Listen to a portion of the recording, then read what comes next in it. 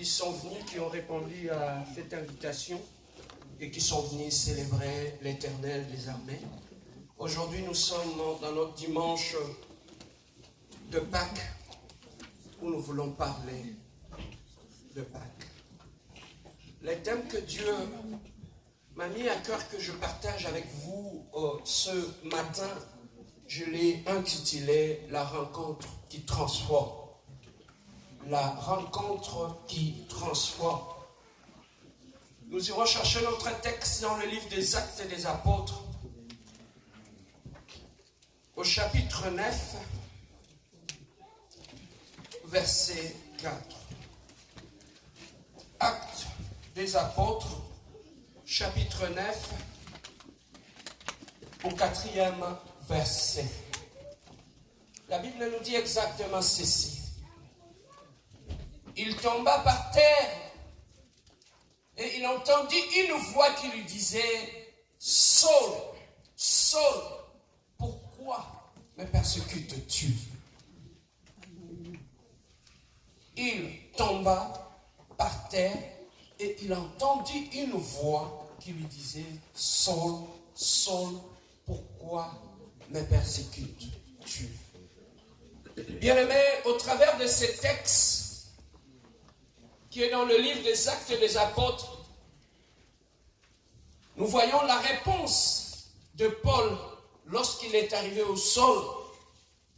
Et Paul répondit, « Qui es-tu, Seigneur » Et le Seigneur dit, « Je suis Jésus que tu persécutes.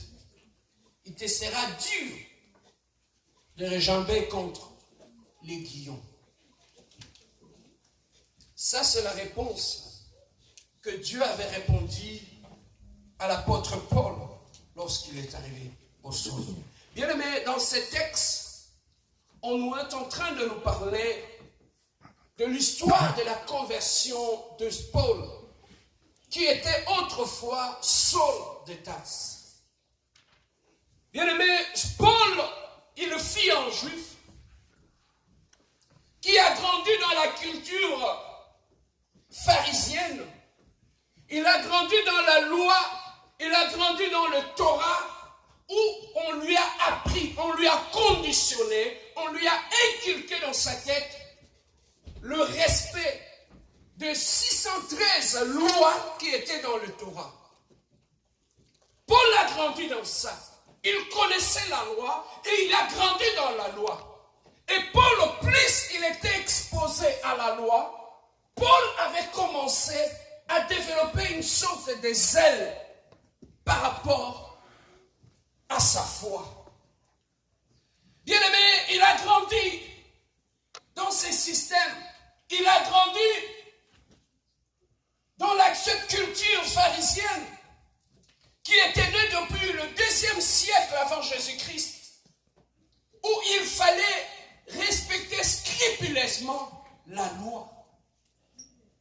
Il était pharisien et tout ce qu'il faisait par rapport à sa foi, il veillait scrupuleusement au respect de la loi, au respect du Torah. Et bien aimé, pendant qu'il était en train d'exercer son devoir pour respecter le Torah au milieu du peuple, la Bible nous dit, il découvra une autre qualité de juif et qui ne croyait pas au Torah. Ils avaient un autre discours. Et lui, Paul, comme il devait veiller au respect scrupuleux du Torah, il a découvert les disciples de Jésus. Il a dit, ces gens, je vis en eux une certaine résistance par rapport à la loi que nous défendons. Et qu'est-ce que Paul faisait?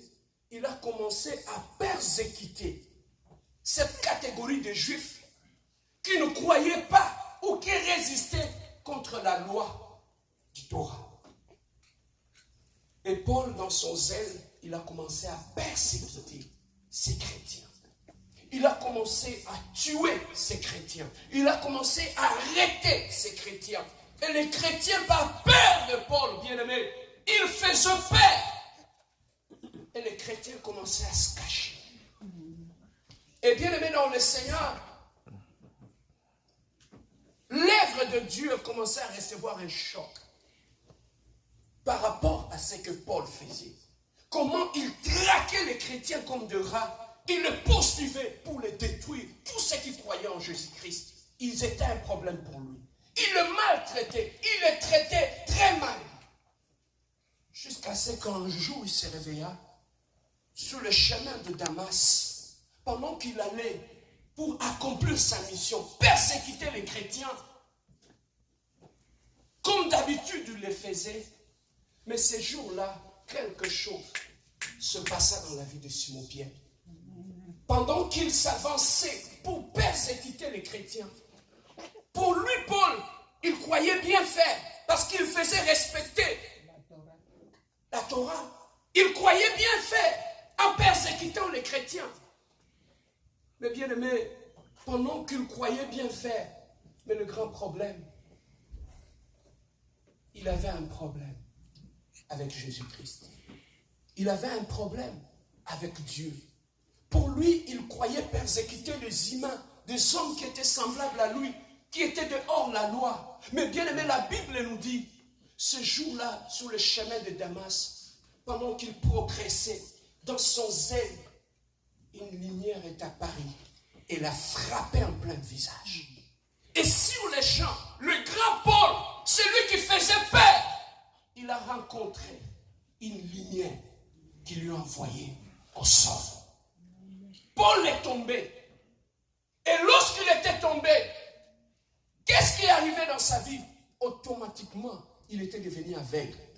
Paul ne voyait plus. Il ne voyait plus. Et pendant qu'il ne voyait plus, c'est alors qu'on nous dit ici, il tomba par terre et il entendit une voix qui lui disait, « Saul, Saul, pourquoi me persécutes-tu » Bien-aimé, Saul persécutait Dieu, mais sans voir Dieu. Paul, il ne comprenait pas. Moi, je ne faisais que faire mon travail. Mais pourquoi Dieu me dit que je le persécute? Parce que Paul n'a pas vu Dieu. Voilà pourquoi, bien-aimé, nous aussi, en tant qu'enfants de Dieu, il nous arrive aussi de persécuter Dieu sans le savoir. Paul, pour lui, il ne voyait que faire du mal aux humains. Mais derrière les humains, il y avait un Dieu. Bien-aimé, laissez-moi te dire une chose. Dans cette leçon de Paul, il y a beaucoup de choses que nous devons apprendre. Bien-aimé, tu te poses des questions. Pourquoi tu traverses ces moments difficiles? Pourquoi tu es en train de vivre des choses que tu vis aujourd'hui? Pose-toi la question. N'es-tu pas en train de persécuter Dieu aussi, toi? Paul croyait bien faire les choses. Il était zélé dans ce qu'il faisait. Il avait raison dans ce qu'il faisait. Bien-aimé dans le Seigneur, la Bible nous dit, la voix de l'Éternel sont insondables.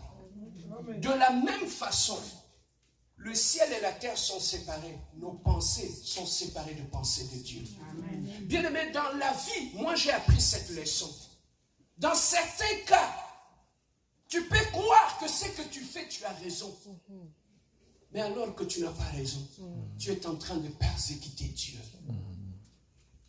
Parce que tes pensées, la Bible nous dit, vos pensées ne sont pas mes pensées. Donc tes pensées peuvent te tromper. Tes pensées peuvent te pousser à combattre Dieu dans ta vie sans le savoir.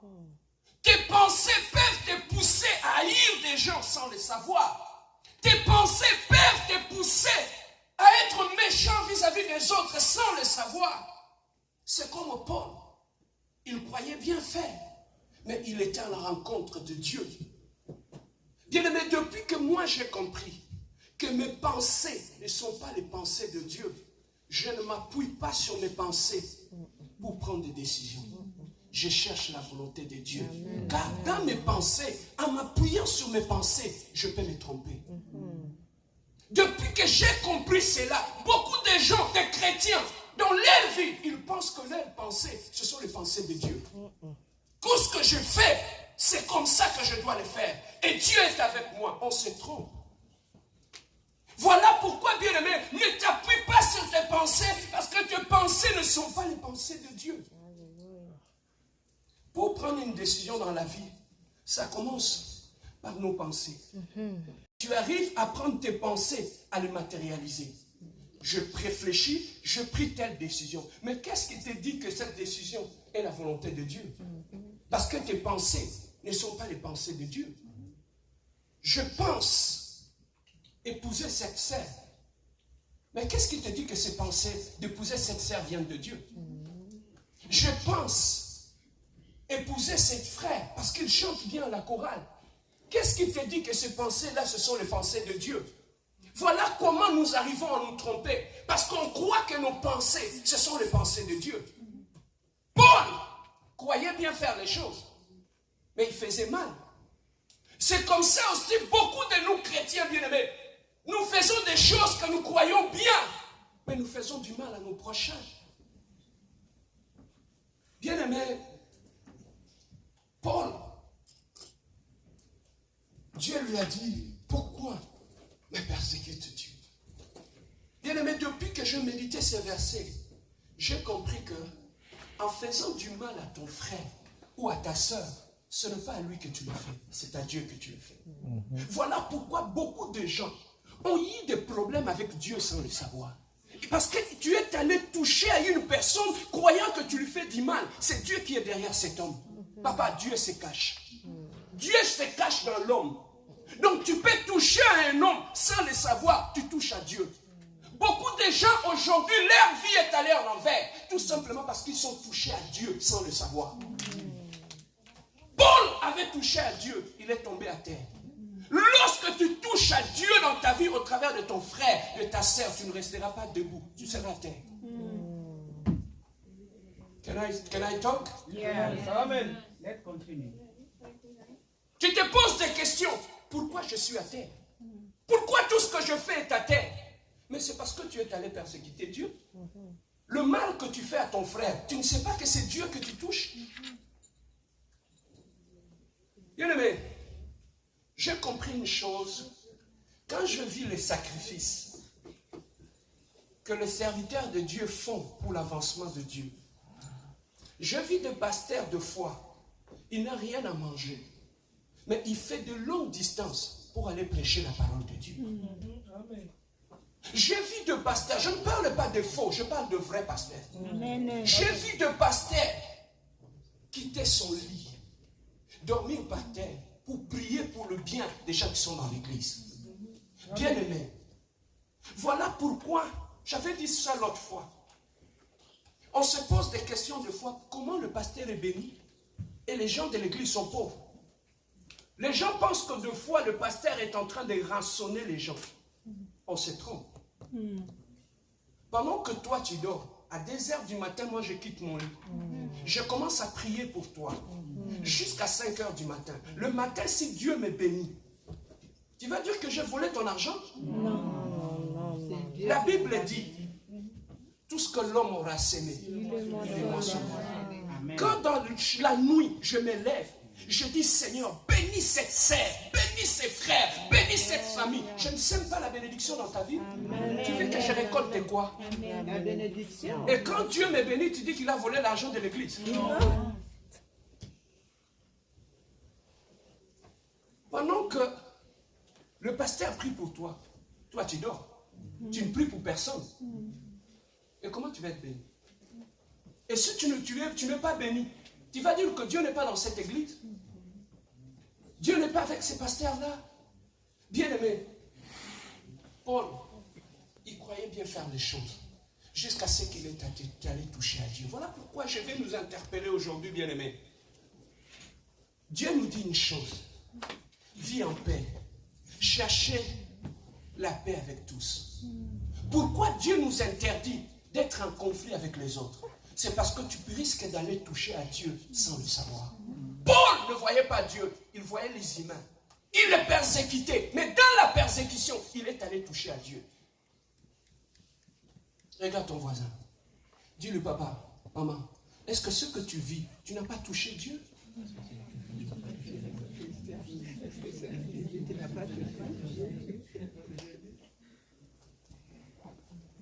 Regarde-le encore, même s'il ne sourit pas.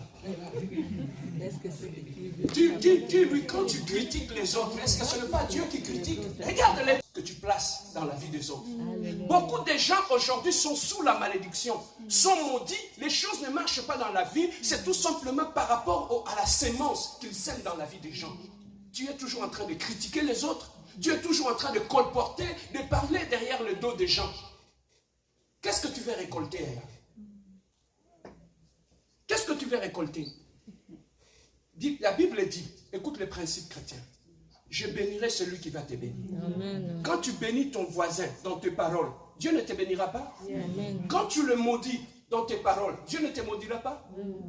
On ne récolte que ce qu'on a. Si tu veux changer tes récoltes, change ta sémence. Voilà pourquoi je dis toujours, dans la vie, sois comme moi. Moi, je suis comme un fossoyeur. Tu sais, le fossoyeur, c'est qui? Oui. Ce sont les gens qui enterrent les gens lorsque vous allez à l'enterrement. As-tu déjà entendu quelqu'un faire un mauvais témoignage pendant l'enterrement? Même s'il était un voleur. Il va dire, il était un bon frère. Les défunts, il était bien, n'est-ce pas? Est-ce qu'on va dire qu'il était méchant? Non. C'est comme ça aussi dans la vie. Il faut être comme un fossoyeur. Apprends à dire de bien des gens. Tu sèmeras une bonne sémence dans la vie des autres. Moi, quand tu me critiques, tu parles derrière mon dos, je ne veux même pas te répondre. Parce que je connais les principes spirituels. Amen. Tout ce que tu sèmes dans ma vie, tu ne le rateras jamais. Tu vas le récolter seul chez toi à la maison. Amen. Même tu me critiques, moi je dors en paix. Je dors en paix. Donc même quand on me critique, ne viens même pas me le dire.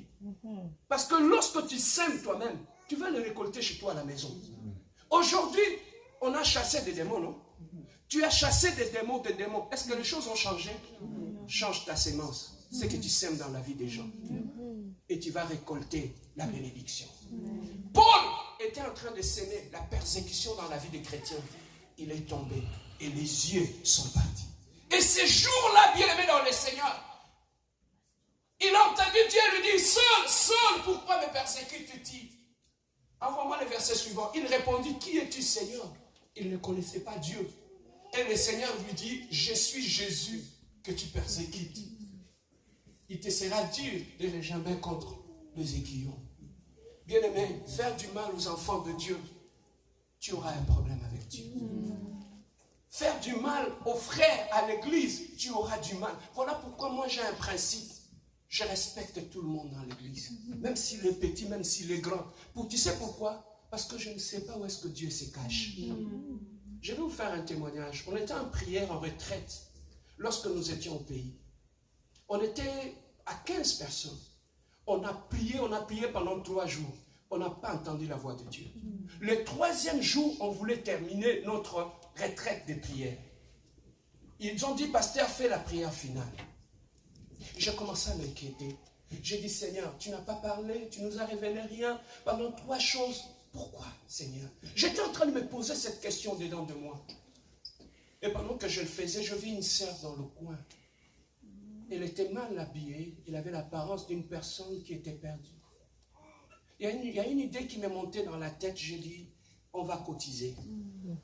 On va cotiser. Tout celui qui a un petit rien, nous allons bénir cette sœur-là qui est dans le coin. Parce qu'elle a pleuré depuis le début de la prière. Tu sais, il y a certaines personnes, quand il est même le reflet de la souffrance.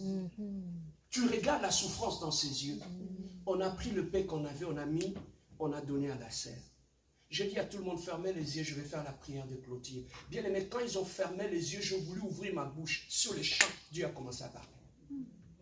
Il a dit, mon serviteur, c'est depuis le début, j'étais avec vous. J'étais caché au milieu de vous. Vous ne m'avez pas vu. Mais maintenant, avant de partir, comme vous m'avez localisé où j'étais, et vous m'avez béni, je vous bénis tous. Amen. Tu vois comment Dieu se cache. Papa, Dieu peut se cacher dans la vie de ton frère qui est à côté de toi. Dieu peut se cacher dans la vie de la sœur qui est à côté de toi. Voilà pourquoi, comme je ne sais pas où est-ce que Dieu se cache, je traite bien tout celui qui est à côté de moi. Amen.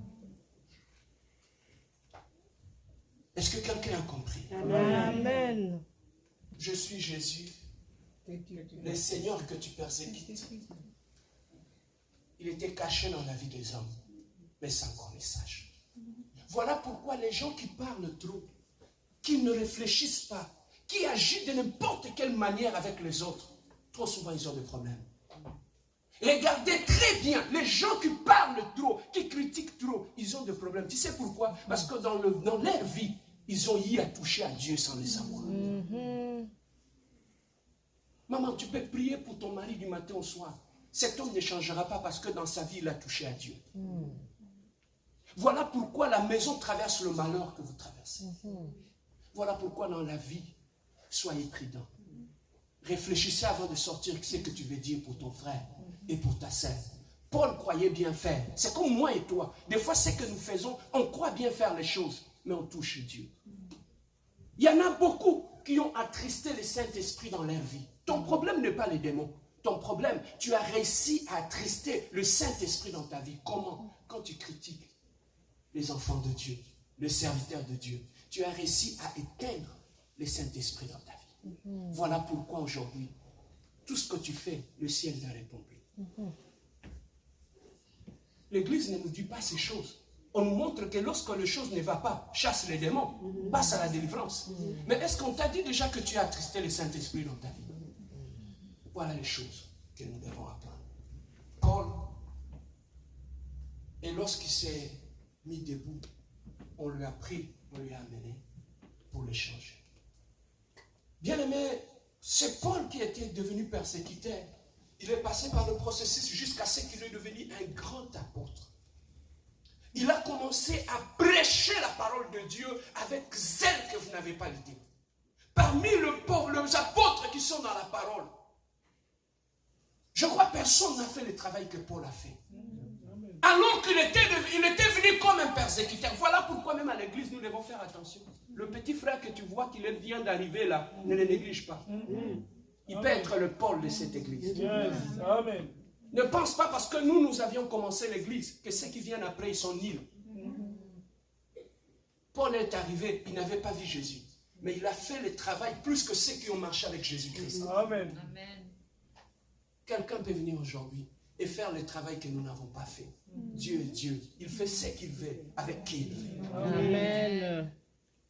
Bien aimé, nous sommes dans une église bénie. Pourquoi? Parce que dans notre église, quand tu as la grâce, on laisse parler ta grâce. On n'étouffe pas les grâces. Il n'y a pas un pharaon ici qui tue les enfants. Nous disons, l'église, la compassion est une grande maternité où les héros naissent. Amen. On entre ici à zéro. Et quand on sort d'ici, on devient un héros. Des zéros à héros. Ça se passe ici à la compassion. Regarde ton voisin, dis-lui tu es béni. Dis-lui que tu as la bonne place. Bien aimé, Paul était tombé, il a rencontré Dieu, sa vie a changé. Je te pose maintenant une question. Ça fait 10 ans, 15 ans que tu as rencontré Dieu. Qu'est-ce qui a changé dans ta vie? Paul faisait du mal aux gens. Mais le jour où il a rencontré Dieu, il ne faisait plus du mal, il a commencé à faire le bien. Mais toi et moi, nous avons rencontré Dieu. Qu'est-ce que nous avons arrêté dans notre vie? Avant d'arriver au Seigneur, tu y étais dans l'impudicité, n'est-ce pas? Maintenant que tu es venu, tu as rencontré Dieu. Tu es toujours dans l'impudicité, n'est-ce pas? Oh, vous avez sauté. Tu étais dans le mensonge. Tu étais dans la méchanceté avant de rencontrer Dieu. Qu'est-ce qui a changé lorsque tu l'as rencontré? Bien aimé, personne ne peut rencontrer le véritable Dieu et continuer à faire du mal. Tu peux rencontrer une église sans rencontrer Jésus-Christ. Tu peux rencontrer un pasteur sans rencontrer Jésus-Christ. Le plus important, ce n'est pas de rencontrer une église, ni un pasteur, mais c'est de rencontrer Jésus-Christ qui sauve. Paul, Saul de Tarse, le persécuteur, quand il avait rencontré Jésus-Christ, il était devenu un prédicateur de l'évangile. Toi, tu as rencontré Dieu. La colère est encore là, la méchanceté est là, l'impudicité est là, tout le est là. Et voir même dans notre folie, tu viens à l'église, tu as un plan. Je vais faire ça, ça après l'église. Et tu viens à l'église, tu rencontres la parole, tu rencontres Dieu, mais tu sors de l'église, tu vas faire la même chose. As-tu rencontré Dieu? Non. Amen. Le persécuteur avait rencontré Dieu, sa vie a changé. Toi, tu as rencontré Dieu, qu'est-ce qui a changé dans ta vie? Dans ton mariage? Les gens qui te connaissaient lorsque tu étais dans le monde, est-ce qu'en te voyant aujourd'hui, ils peuvent dire que cet homme a changé? Dans ta propre famille, est-ce que ta femme peut dire que tu as changé? Voilà pourquoi beaucoup de gens croient rencontrer Dieu. Ils ont simplement rencontré les églises sans rencontrer Dieu. Voilà pourquoi leur vie ne change pas. Tout celui qui rencontre Dieu comme Paul, sa vie change. Son langage change. Son caractère change. Tout est transformé. Ça ne veut pas dire que non, pasteur, ça viendra petit à petit. Non. Le même jour où Paul a rencontré Dieu, il est tombé et les yeux se sont fermés. Quels sont les yeux qui s'étaient fermés? C'était les yeux de persécuteur. Il fallait que Dieu puisse détruire cette vision des choses, cette façon de faire les choses, pour qu'il puisse lui donner maintenant les yeux d'un évangéliste. Pourquoi? Quand il regarde les gens, il ne voit plus des sujets à persécuter, mais maintenant il voit des âmes à gagner. Tu étais un chasseur de plumes quand tu étais dans le monde, non? Un vrai jogo quand tu étais là. Serre à le côté. Mais maintenant, quand tu es venu dans l'église, quand tu vois nos belles sœurs dans l'église, quelle miss nous est là? Il y a jogo. Amen. Je peux parler? Amen. C'est quoi le regard que tu as vis-à-vis de ces sœurs-là? C'est parce que tes yeux ne sont pas encore crevés. Tu continues à voir le mal là où on voit le bien.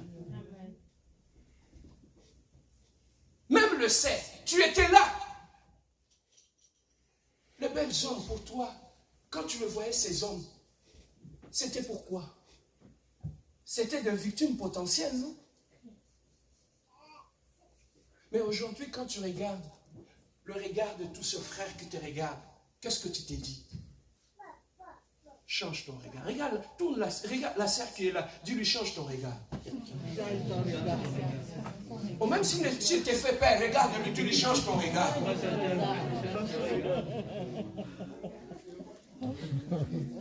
La première des choses lorsque tu rencontres Dieu, il détruira en toi, c'est le regard du monde que tu as. La façon que tu regardes les autres. Je dis toujours aux gens, dans l'arche de Noé, lorsque Dieu avait demandé à Noé de faire entrer tous les animaux dans l'arche, la Bible nous dit le coq est rentré, le lion est entré, l'ours est entré, toute catégorie 2 par 2 était rentrée dans l'arche de Noé. Les lions, dans la forêt, ils pourchassaient le bête pour le tuer, le capturer, le manger. Mais lorsqu'il est entré dans l'arche, le lion était si calme. Amen. Tu étais un chasseur dans le monde. Quand tu rentres dans l'église, tu deviens calme. Tu n'es plus un chasseur de brume. Je peux avancer? Ses yeux ont été crevés, il s'est relevé, il est devenu un prédicateur de la parole. Bien aimé, dans le livre de Jean chapitre 18, je m'avance vers la fin, 18, Jean chapitre 18, versets 3 à 7. Jean chapitre 18, verset 3, 18 verset 3 à 7. La Bible nous dit ceci. Judas, est-ce que nous pouvons le lire d'un commun accord? Amen. Ok, regardons devant et lisons. On y va. Go, Judas.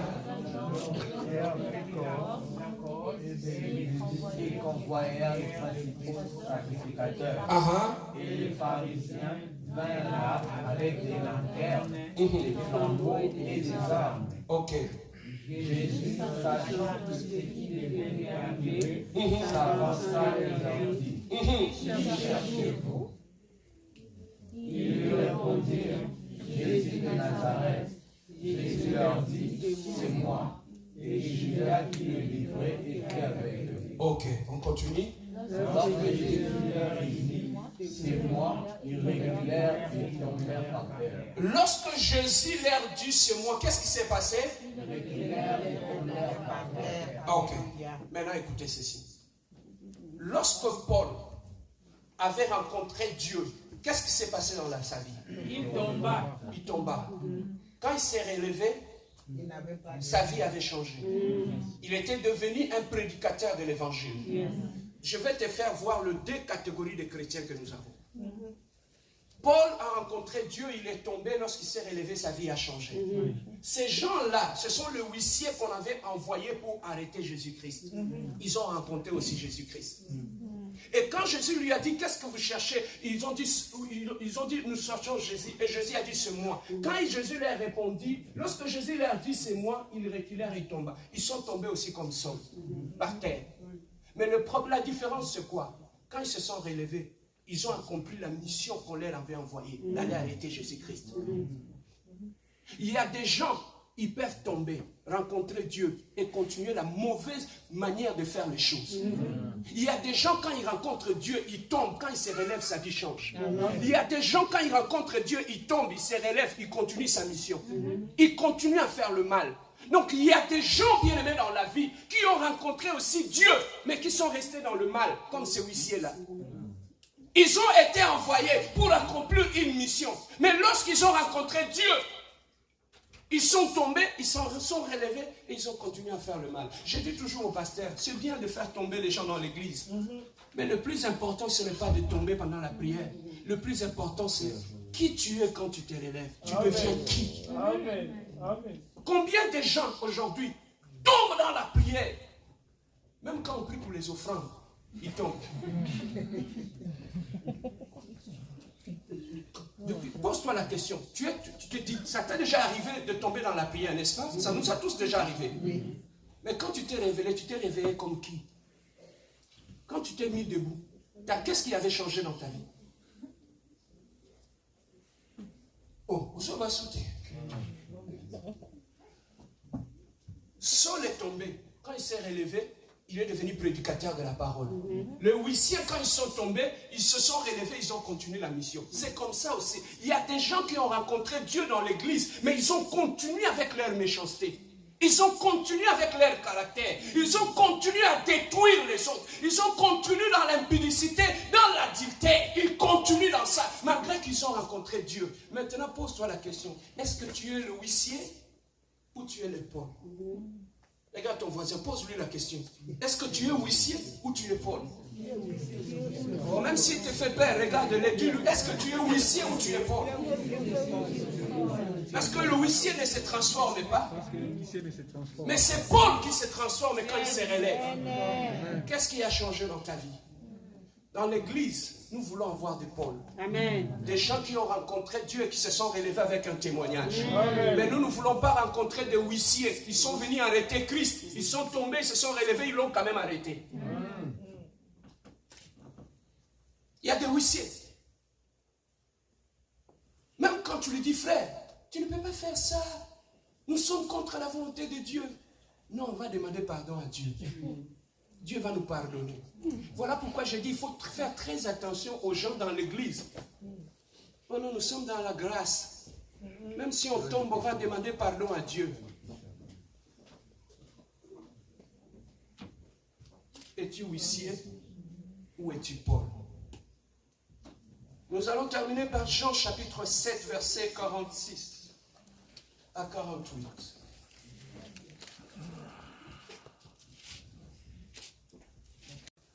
Qu'on avait envoyé par les principaux sacrificateurs pour arrêter Christ. Ils étaient aussi les pharisiens.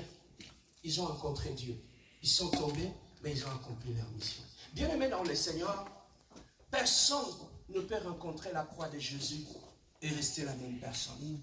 On est en train de nous parler que le tombeau est vide, mais avant le tombeau, il y a la croix. On ne peut pas aller au tombeau sans passer par la croix. Bien-aimé, la croix, c'est un passage obligatoire. Voilà pourquoi Jésus-Christ a dit que celui qui veut me suivre n'a qu'à prendre sa croix. Alors pourquoi Jésus nous a dit que chaque personne puisse prendre sa croix? Bien-aimé dans le Seigneur, la croix, ce n'est pas pour embellir nos maisons. La croix, ce n'est pas pour embellir nos églises. Mais la croix est un instrument de crucifixion. quand tu as ta croix, Jésus pour aller à Golgotha, il a pris sa croix, il a amené ça lui-même à Golgotha. Et c'est sur cette croix qu'on l'avait crucifié. La croix que tu as, Jésus nous a dit que chaque personne puisse prendre sa croix. La croix que tu as dans tes mains, c'est une croix sur laquelle ton caractère doit être crucifié. Amen. Voilà pourquoi tout celui qui est passé par la croix, sa vie doit changer. Amen. Tout celui qui est passé par la croix, qui a été crucifié, doit porter des marques de la croix sur sa main. Amen. Voilà pourquoi quand Jésus est revenu, les disciples ont dit, si c'était toi réellement, le Jésus qui nous prêchait, lorsqu'il est apparu à ses disciples, bien aimé, Thomas a dit, papa, si c'est toi, il n'a pas dit, prêche-nous la parole. Il a dit, si c'est toi, montre-nous les signes. Si tu es converti, mon frère, montre-nous les signes. Voilà pourquoi aujourd'hui, j'ai atteint un niveau où la prière ne m'impressionne pas. La connaissance biblique ne m'impressionne pas. Ce qui m'impressionne, ce sont les signes de la conversion. Amen. Regarde ton voisin, dis-lui, papa, montre-moi tes signes. Montre-moi tes signes. Amen. Ce n'est plus le temps de dire aux gens, non, ma vie c'est seulement moi et Dieu. Dieu connaît mon cœur. Si tu es passé par la croix, tu porteras des signes. Amen. Et les signes doivent être visibles, ils ne sont pas cachés. Les signes doivent être visibles. Celui qui est passé par la croix, les signes, le marque de la croix reste sur lui. Voilà pourquoi, bien aimé dans le Seigneur, si tu vois quelqu'un qui ne porte pas les signes de la conversion, c'est qu'il n'est pas passé par la croix. Amen. Et quels sont les signes, pasteur, que nous pouvons manifester lorsque nous sommes passés par la croix? Là, la croix, là, parmi les signes qui se manifestent dans la vie de celui qui est passé par la croix, c'est le brisement, Amen. l'humilité. Amen. Celui qui est passé par la croix a été brisé. Et il doit présenter les signes d'humilité. Celui qui est passé par la croix doit être comme Jacob. Quand il est devenu Israël, Dieu lui avait cassé la hanche. Et il a commencé à boiter. Amen. Quand tu rencontres Dieu, Dieu doit casser quelque chose en toi. Et les démarches. Pourquoi il a cassé la hanche? Parce que c'est la hanche qui définit notre démarche. Amen. Lorsque la hanche est bien, tu marches bien. Lorsque la hanche est brisée, ton démarche aussi change. Donc quand tu rencontres Dieu, il doit briser quelque chose en toi et ta démarche doit changer. Ta façon de te comporter, ton caractère doit changer, ta façon de parler doit changer. Quelque chose doit être brisé en toi. Regarde ton voisin, dis-lui, qu'est-ce que Dieu a brisé en toi? Mais pourquoi tu continues à marcher comme tu marchais toujours? Est-ce que Dieu t'a brisé? Est-ce que Dieu t'a rencontré? Avant de changer le nom de Jacob en Israël, Dieu lui avait brisé d'abord. Amen. Sans le brisement, ton nom ne changera pas. Yes. Sans le brisement, ton nom ne changera pas. Amen. Tu refuses le brisement. Voilà pourquoi ton nom ne change pas. Le nom définit l'identité. Yes. Pour que Dieu change ton nom, il faudrait qu'il puisse d'abord te briser. Amen. Celui qui est passé par la croix, parmi les signes, on voit le brisement. On voit l'humilité en lui. Yes. Que tu te dis, non. Comment cette personne peut être humble?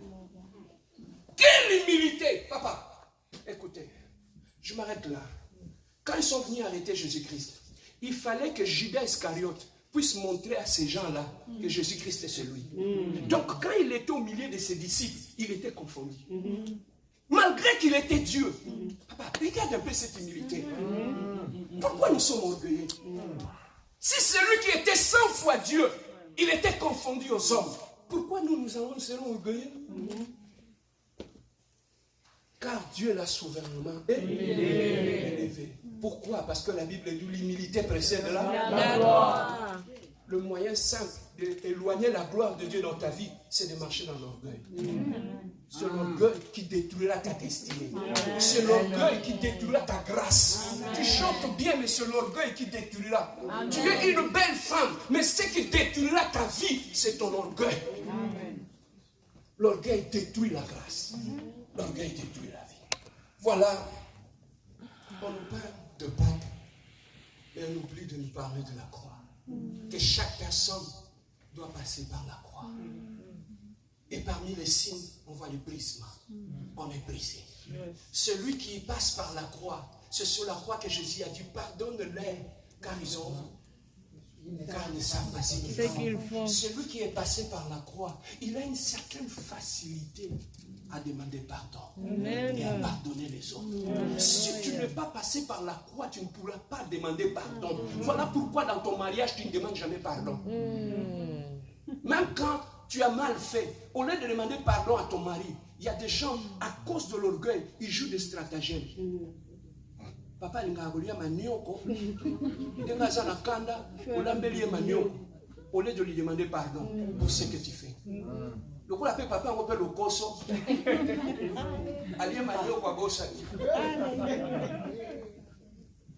Apprenons à demander pardon. Celui qui est passé par la croix doit apprendre à demander pardon. Voilà les signes des gens qui sont passés par la croix.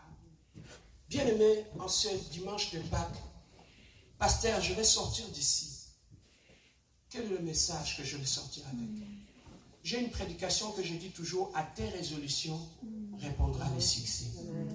Tu veux grandir dans le Seigneur? Tu veux voir la main de Dieu? À chaque fois que tu écoutes une prédication comme celle-là, prends une décision. Amen. Avant que je prie avec toi, j'aimerais que tu puisses prendre une décision maintenant. Ferme simplement tes yeux, lève-toi là où tu es, nous voulons prier. Je viens de te parler maintenant, mon frère, ma soeur. J'aimerais que tu puisses prendre une résolution maintenant dans ta vie. Sans le brisement, nous ne pouvons pas expérimenter la gloire. Sans passer par la croix, nous ne pouvons pas vivre la résurrection de toutes choses dans nos mariages, dans nos vies, dans nos familles. Il faut passer par la croix. Il faut passer par la croix. Bien aimé, nous avons les yeux fermés. Nous avons les yeux fermés. Nous avons les yeux fermés, bien aimés dans le Seigneur. J'aimerais que tout un chacun de nous puisse prendre une décision en sortant d'ici. À la lumière de cette parole, regarde ta vie, mon frère.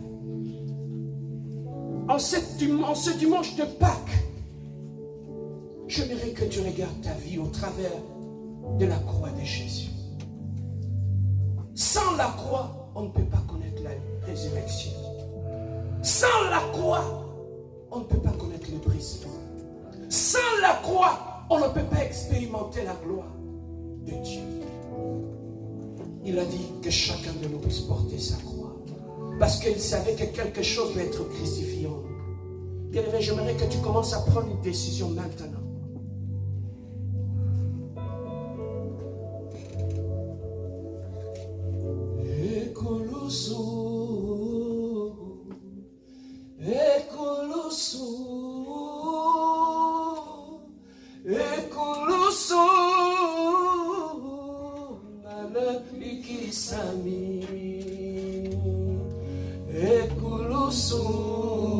Moi, Seigneur de gloire. Seigneur, je suis prêt à prendre ma croix. Je suis prêt à marcher sur le chemin de Golgotha. Je suis prêt à être brisé, Seigneur. Je suis prêt à être crucifié à la croix, Seigneur de gloire. Seigneur, je vais prendre ma place. Brise-moi, Jésus. Transforme-moi, éternel Dieu de gloire. Oh, la croix qui transforme, Jésus. La croix qui change de vie, éternel Dieu de gloire. Change-moi, Adonai. Change-moi, éternel Dieu de gloire. À la croix, éternel Dieu de gloire. Seigneur, ma vie est changée. À la croix, Adonai, ma vie est transformée. À la croix, Jésus. Éternel Dieu de gloire, Papa. Toutes choses seront changées. Je viens à toi, éternel Dieu de gloire. Demande-lui, Seigneur, change-moi. Change-moi, Jésus. Change-moi, Adonai. Transforme